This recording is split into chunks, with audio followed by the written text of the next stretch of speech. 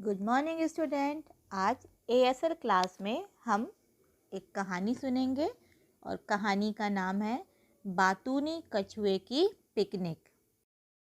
एक तालाब था, उसमें मछलियाँ, केकड़े और कछुए सभी रहते थे। वहाँ एक कछुआ बहुत बातूनी था। वह सबसे बिना बात के बात करता था। कभी किसी मछली के बारे में कहता कि वह बड़ी घमंडी है, कभी किसी केकड़े की बुराई करता कि उसे अपनी सुंदरता पर घमंड है, और कभी किसी कछुए के डरपोकपन की झूठी कहानियाँ सुनाकर सबको हंसाता। इस बातूनी कछुए से सब बहुत परेशान थे। इस तरह की झूठी बातें कहकर वह मछलियों में, कभी केकड़ों में और कभी कछुओं में लड़ाई करा देता। इस झगड़े का फ़ायदा अक्सर बगलों को मिलता। मछलियाँ झगड़ा करते करते पानी की ऊपरी सतह पर आ जाती और उन पर घात लगाए बगुले उन्हें खा जाते। बातूनी कछुए की इन आदतों से सभी परेशान थे। एक दिन एक बूढ़ा कछुआ तालाब के पानी से बाहर निकला।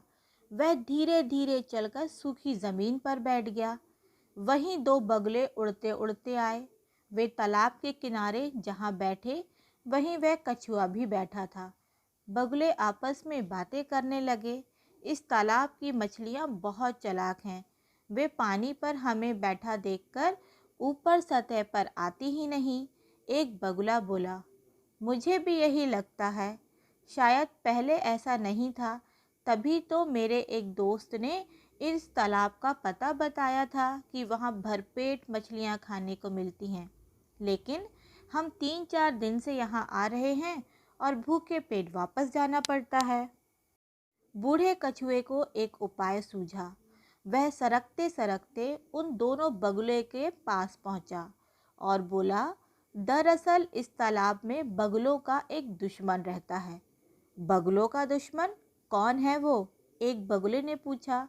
है एक कछुआ, वह बातूनी बहुत है और चालाक भी है। जब कोई बगुला पानी के ऊपर आकर बैठता है तो वह सारी मछलियों को सावधान कर देता है और बगुले भूखे रह जाते हैं।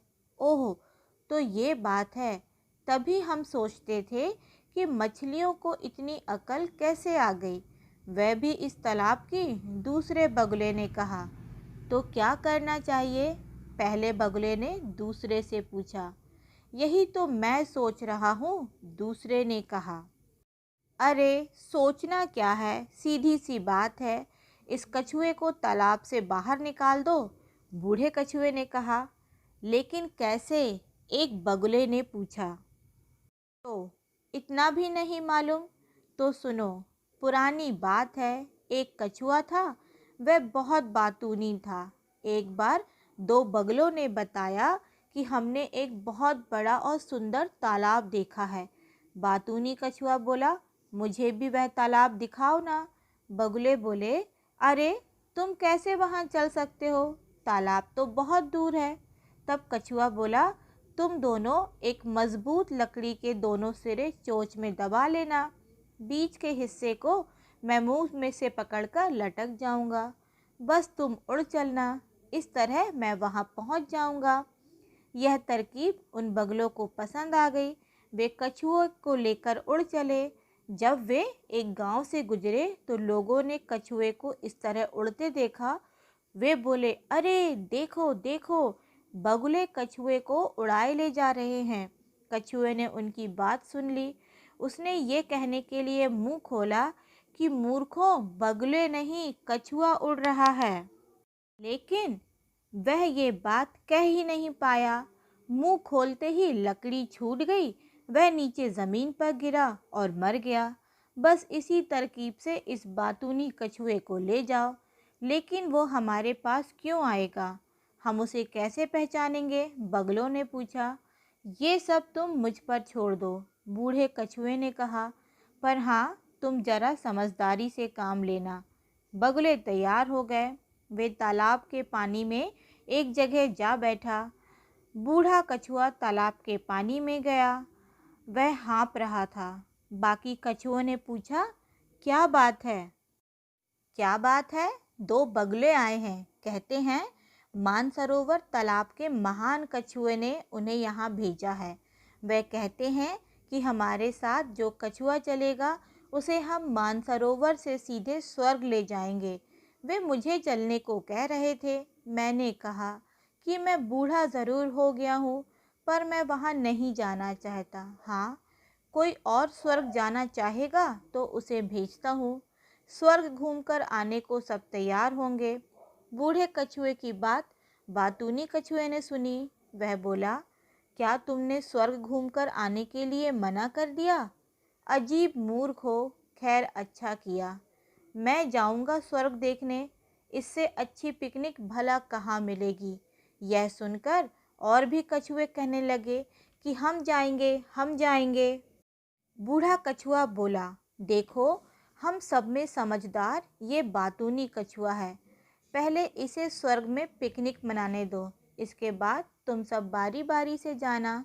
यह सुनकर बातूनी कछुए में जोश आ गया। सुना क्या कहा है हमारे दादाजी ने? बातूनी कछुआ बोला, हमें बड़े बूढ़ों की बात सुननी चाहिए। और वह बातूनी कछुआ उन बगलों से मिलने चल दिया। साथ में बूढ़ा कछुआ भी गया। बगलों ने बातूनी कछुए को अपने साथ ले चलने की तरकीब बताई। बातूनी कछुआ तैयार हो गया।